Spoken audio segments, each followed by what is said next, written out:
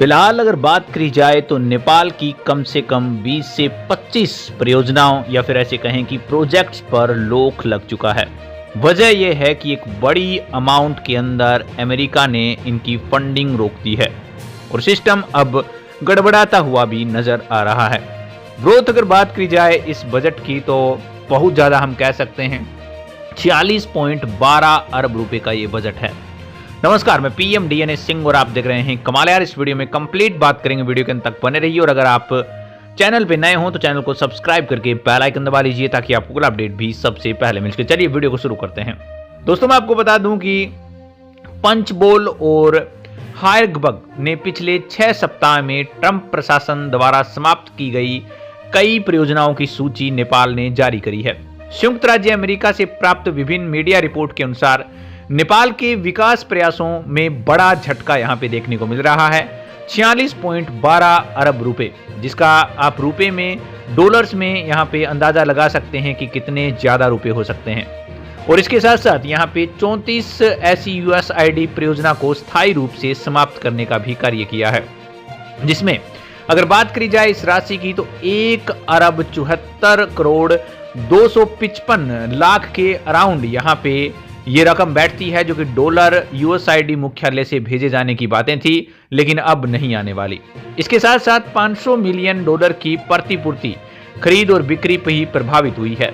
अगर बात करें एसएससी 500 मिलियन डॉलर का योगदान जो दे रही थी, जबकि नेपाल सरकार ने यहाँ पे 2 परियोजनाओं को क्रियान्वित के लिए 3.5 वर्ष की समय अवधि में 197 मिलियन डॉलर उपलब्ध करवाए थे।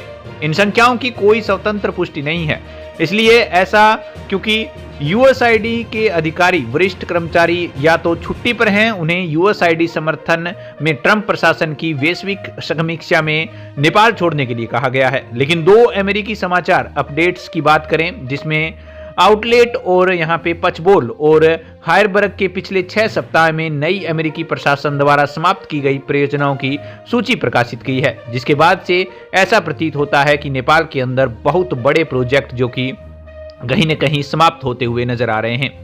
इसके अलावा 300 से ज्यादा एनजीओ यहाँ पे प्रभावित हुए हैं, क्लस्टेट प्रभावित हुए हैं और भी कई चीजें यहाँ पे प्रभावित हुई हैं। यूएसआईडी की 320.94 बिलियन डॉलर की सहायता जिस समय अवधि का सामना करना पड़ रहा है, उसमें आधी राशि से पहले ही व्यय करी गई थी और स्वीकृत भी करी गई थी, उसको भी काफी ज्यादा प्रभाव मिला है।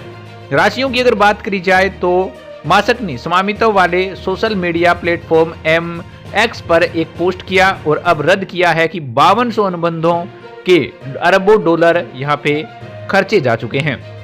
डॉग्स की अगर बात करी जाए तो वहां पर भी कई चीजें प्रभावित हुई हैं। समाप्त की गई परियोजनाओं की अगर क्रमशः लिस्ट देखें तो पंचबोल के अनुसार नेपाल में समाप्त की गई परियोजनाएं क्रियान्वयन निम्नलिखित हो सकते हैं। नेपाल में भूकंप के खतरे को समझने से बढ़ना और सरकार के आपदा जोखिम न्यूनीकरण प्रयासों का समर्थन करना, वायु प्रदूषण को नियंत्रण करना, नेपाली उद्यम की यहाँ पे प्रतिस्पर्धाओं को बढ़ावा देना, इसके साथ साथ HIV की रोकथाम और संचरित रोग इसके अंदर शामिल हैं, लिंग आधारित हिंसा की रोकथाम, यूएसआईडी समावेश आजीविका और इसके साथ साथ NUSAID समायोजन आजीविका केंद्र, ये सारी चीजें यहाँ से बंद कर दी गई हैं। इसी प्रकार शिक्षा अनुबंधों के संबंध में भी परियोजनाओं और कार्यान्वयन को समाप्त कर दिया गया है। नेपाली बच्चों के लिए शिक्षा तक पहुंच विस्तार करना और छात्रों को स्कूलों में वापस लाना, ऐसी परियोजनाएं सभी की सभी बंद कर दी गई हैं। कुल मिलाकर अगर बात करी जाए तो नेपाल का हर वो सेक्टर जिसके अंदर अमेरिका से अनुदान आ रहा था वो आज प्रभावित है। और कुल मिलाकर ऐसा भी कहा जा सकता है कि अमेरिका से लगभग सभी सेक्टर्स के अंदर पैसा आता था, जिसकी आज पुष्टि करी जाए तो वो ठप पड़े हुए हैं या फिर ऐसे कहें कि का लेवल बहुत ज्यादा नीचे गिरा है।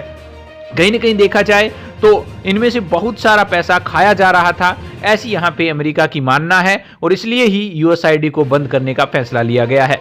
लेकिन जितना पैसा लगता था अब वो भी नहीं लगेगा, तो इसके कारण कितना ज्यादा ये चीज प्रभावित होगी आप खुद सोच सकते हैं। इसके बारे में अपने विचार कमेंट सेक्शन में जरूर लिखिए। चलिए आज के लिए इतना रखते हैं, कोई नया अपडेट मिलता है फिर आपके सामने हाजिर होंगे।